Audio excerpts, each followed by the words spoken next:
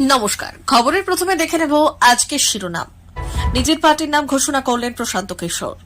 চেন্নাইতে বাংলায় পরিযায়ী শ্রমিকের অনাহারে মৃত্যু, দালালের কথায় গিয়ে কাজ মেলেনি। আদিবাসী উন্নয়নে একাধিক প্রকল্পের উদ্বোধন প্রধানমন্ত্রী নরেন্দ্র মোদীর। বন্যার ক্ষতি পূরণেও রাজনীতি, বাংলাকে মাত্র 468 কোটি বরাদ্দ মোদীর সরকারের। 5 ঘন্টায় ব্যাক টু ব্যাক 4টি নির্দেশিকা, পুজোয় নিরাপত্তা বজায় রাখতে কড়া কলকাতা পুলিশ। হাসপাতালের নিরাপত্তার দায়িত্ব থেকে বাদ দিতে হবে সিভিকদের, জুনিয়র ডাক্তারদের দাবি। কি করে গুলি লাগলেও গোবিন্দার জবাবে সন্তুষ্ট নয় পুলিশ, ফের রেকর্ড করা হবে বয়ান। চালকদের কারণে বিমানবন্দর যাতে দুর্নাম না হয় হুঁশিয়ারি মন্ত্রীর। আসছি বিস্তারিত খবরে। রাজনৈতিক কৌশলবিদ থেকে রাজনীতিক হিসেবে প্রশান্ত কিশোরের যাত্রা নতুন একটি দিগন্তের দিকে এগিয়ে গেল। গত 2 বছরের পরিশ্রম এবং পরিকল্পনার পর 2 অক্টোবর মহাত্মা গান্ধীর জন্মদিন উপলক্ষে বিহারের পাটনা শহরের ভেটেরিনারি কলেজের মাঠে তিনি ঘোষণা করলেন যে তার দলের নাম হবে জনসুরজ পার্টি। নির্বাচন কমিশনের অনুমোদন। প্রশান্ত কিশোরের নতুন রাজনৈতিক দল জনসুরজ পার্টি নির্বাচন কমিশন থেকে প্রয়োজনীয় অনুমোদনও পেয়েছেন। এদিন প্রশান্ত নিজেই জানান নির্বাচন কমিশন তার দলের প্রস্তাব অনুমোদন করেছে। তিনি আশা করেন যে এই দলের মাধ্যমে বিহার এবং ভারতের রাজনীতিতে একটি নতুন দিশা দেখাতে সক্ষম হবেন। রাজনীতিতে প্রবেশ এবং ভবিষ্যৎ। প্রশান্ত কিশোর ভোট কৌশলবিদ হিসেবে সারা দেশে পরিচিত। তিনি অতীতে নরেন্দ্র মোদী, তৃণমূল কংগ্রেস, অরবিন্দ কেজরিওয়াল, স্টালিন এবং জগনমোহন রেড্ডির মতো নেতাদের নির্বাচনী প্রচারণা পরিচালনা করেছেন। তবে বিহারের রাজনৈতিক শক্তি হিসেবে নিজেকে প্রতিষ্ঠা করার লক্ষ্যে তিনি এখন রাজনীতিতে সম্পূর্ণরূপে প্রবেশ করছেন। বিহারের বিধানসভা নির্বাচনের এখনো 2 বছর বাকি। এর আগে প্রশান্ত কিশোরের নতুন দলের উত্থান ভারতের রাজনৈতিক পরিস্থিতিতে নতুন উত্তেজনা যোগ করতে পারে। তিনি ইতিমধ্যে বিহারের বিভিন্ন অঞ্চলে জনমত সংগ্রহ করে রাজনৈতিক প্রচার চালাচ্ছেন। তার নেতৃত্বে জনসুরজ পার্টি বিহারের রাজনীতিতে কিভাবে প্রভাব ফেলবে তা ভবিষ্যতে দেখা যাবে। চেন্নাই রেল স্টেশনে অনাহারে মারা গিয়েছেন এক ব্যক্তি, তার নাম সমর খান, বয়স 30-এর কাছাকাছি। অনাহারে অসুস্থ আর একজনকে হাসপাতালে ভর্তি করা হয়েছে। আরো 10 জনকে উদ্ধার করে চেন্নাই কর্পোরেশন তাদের হোমে নিয়ে রেখেছে। চেন্নাই পুলিশ জানিয়েছে মৃত ব্যক্তি সহ 12 জন বাংলার পরিযায়ী শ্রমিক। তবে কোন জেলার বাসিন্দা তা জানাতে পারেনি তামিলনাড়ু পুলিশ। তারা জানিয়েছে 6 দিন ধরে খেতে না পেয়ে 6 শ্রমিক অসুস্থ হয়ে পড়ে। তাদের চলার শক্তি ছিল না, তাদের না ছিল খাবার কেনার পয়সা, না ট্রেনে চেপে রাজ্যে ফেরার সুযোগ। গত সপ্তাহে এক দালালের হাত ধরে তারা চেন্নাই যায়। দিনে 300 টাকা মজুরির কাজ মিলবে বলে দালাল মোটা টাকার বিনিময়ে তাদের দক্ষিণের ওই রাজ্যে নিয়ে যায়। চেন্নাই স্টেশনে নামার পর দালাল গা ঢাকা দেয়। 12 পরিযায়ী শ্রমিকের কাছে টাকা পয়সা ছিল না, সবই দালাল আগেই নিয়ে নেয়। পুলিশ মনে করছে ভাষার সমস্যায় অনাহারের কথা জানতে পারেনি ওই পরিযায়ী শ্রমিকরা। পুলিশের হাতে ধরা পড়লে বিপদ হবে মনে করে তারা চেন্নাই স্টেশনের এক প্রান্তে অপেক্ষা করছিল কাজের আশায়। পরশু সোমবার থেকে তারা দফায় দফায় অসুস্থ হয়ে পড়তে শুরু করে। মঙ্গলবার রাতে মৃত্যু হয় সমর খানের। আরও একজনকে কোনো রকমে মৃত্যুর মুখে উদ্ধার করে চেন্নাই পুলিশ রাজীব গান্ধী মেমোরিয়াল হাসপাতালে নিয়ে ভর্তি করে। তার নাম সভর পণ্ডিত। বাকি 10 জনকে রাখা হয় পুরসভার হোমে। তাদের অবস্থা স্থিতিশীল বলে পুলিশ জানিয়েছে। চেন্নাই কর্পোরেশনের অ্যাসিস্ট্যান্ট হেলথ অফিসার বাসুদেবন বললেন, তারা খোঁজ নিয়ে জেনেছেন ওই শ্রমিকরা নানাভাবে চেষ্টা চালায় টিকিট কেটে ট্রেনে করে রাজ্যে ফিরে যেতে, কিন্তু টাকা না থাকায় সম্ভব হয়নি। কষ্টের মধ্যেও বিনা টিকিটে ট্রেনে না ওঠায় শ্রমিকদের সততার প্রশংসা করেন তিনি। চেন্নাই লাগোয়া তিরুভাল্লুর জেলার পানেরিতে ওই শ্রমিকদের চাষের কাজ দেওয়ার কথা বলেছিল দালাল। উৎসবের মুখে বেনজির বন্যায় ভাসছে বাংলার একাধিক জেলা। লাগাতার বৃষ্টি আর ডিভিসির দায়িত্বজ্ঞানহীন জল ছাড়ার কারণে বানভাসী হয়ে পড়েছে হুগলি, ঝাড়গ্রাম সহ একাধিক জেলার কয়েক লক্ষ মানুষ।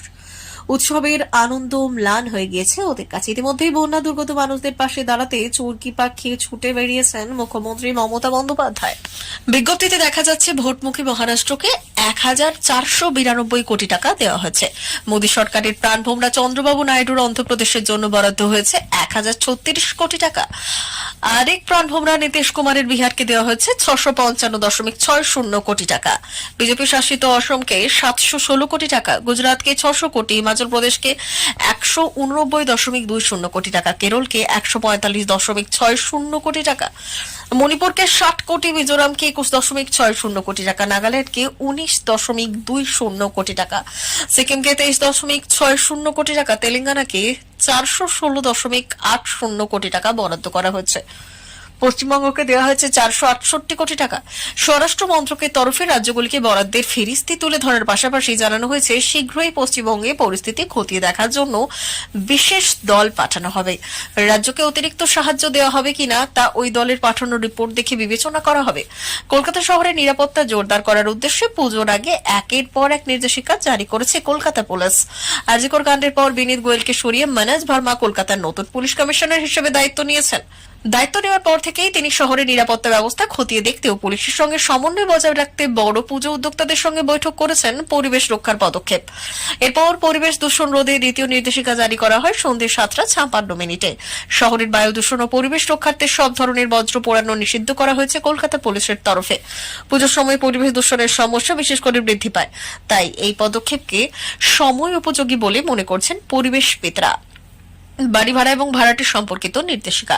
রাত 9:32 তৃতীয় নির্দেশিকা অনুযায়ী বাড়ি ভাড়া বা পেইং গেস্ট সংক্রান্ত তথ্য স্থানীয় থানায় জমা দিতে হবে। পুলিশের মতে অনেক সময় ভাড়াটির আড়ালে দুষ্কৃতী বা জঙ্গিরা লুকিয়ে থাকতে পারে, যা নিরাপত্তার জন্য বড় হুমকি হতে পারে। তাই বাড়িওয়ালার ভাড়াটি সব ধরনের তথ্য জানাতে বাধ্য থাকবেন। জমায়েত নিষেধাজ্ঞা। রাত 10:56 জারি করা হয় নতুন নির্দেশিকা।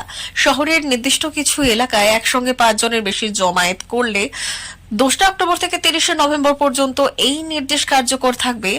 বিশেষ কিছু এলাকায় যেখানে মিছিল এবং সমাবেশের সম্ভাবনা রয়েছে সেখানে শান্তি বজায় রাখতে 163 ধারা জারি করা হয়েছে। এর মধ্যে রয়েছে প্রেস ক্লাব চত্বর, রানী রাসমণি অ্যাভিনিউ এবং লালবাজার চত্বরের মতো গুরুত্বপূর্ণ স্থান। কলকাতা পুলিশের কঠোর পদক্ষেপ, সবার নিরাপত্তা নিশ্চিত করা। কলকাতা পুলিশের এই নির্দেশিকাগুলি মূলত পুজোর সময়কালে নিরাপত্তা আরও শক্তিশালী করার উদ্দেশ্যে। অপরাধীদের ঠেকাতে ও সাধারণ নাগরিকদের নিরাপত্তা নিশ্চিত করতে এই ধরনের পদক্ষেপ অত্যন্ত গুরুত্বপূর্ণ। পুলিশের নির্দেশ ভঙ্গ করলে অভিযুক্তদের বিরুদ্ধে কঠোর ব্যবস্থা নেওয়া হবে বলে জানানো হয়েছে। হাসপাতালের নিরাপত্তার দায়িত্বে সিভিক ভলেন্টিয়ারদের সম্পূর্ণ বাদ দেওয়ার দাবি তুলেছে।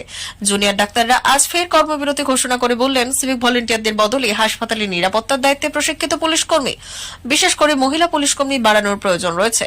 ডাক্তারদের সিভিক ভলেন্টিয়ারদের দ্বারা হাসপাতালের নিরাপত্তা সন্তোষজনক নয় এবং এটি রোগী ও চিকিৎসকদের জন্য ঝুঁকি সৃষ্টি করছে। হাসপাতালগুলিতে রোগীদের নিরাপত্তা নিশ্চিত করতে প্রশিক্ষিত পুলিশ কর্মীদের উপস্থিতি জরুরি বলে তারা মত প্রকাশ করেছে।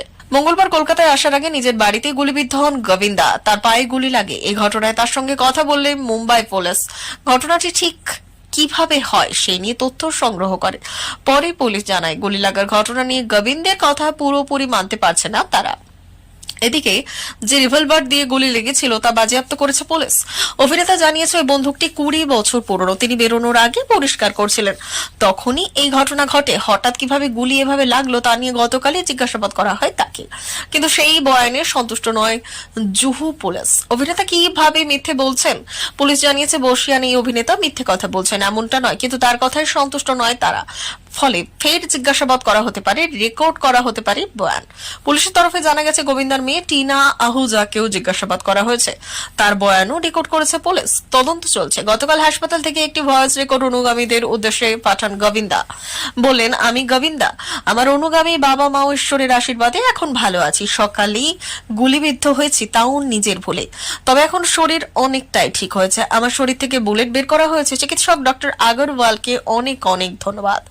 তাছাড়াও আমার জন্য যারা প্রার্থনা করছেন তাদের অসংখ্য ধন্যবাদ। এখন চিন্তার আর কোনো বিষয় নেই।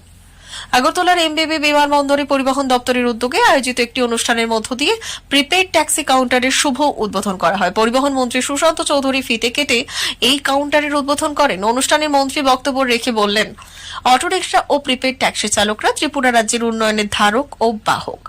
যাত্রীরা বিমান থেকে নেমে যদি গাড়ি না পায় তাহলে তাদের বড় সমস্যায় পড়তে হবে, কিন্তু চালকদের কারণে যদি কাউন্টার বন্ধ হয়ে যায় তাহলে এর বদনাম হবে পরিবহন দপ্তরে।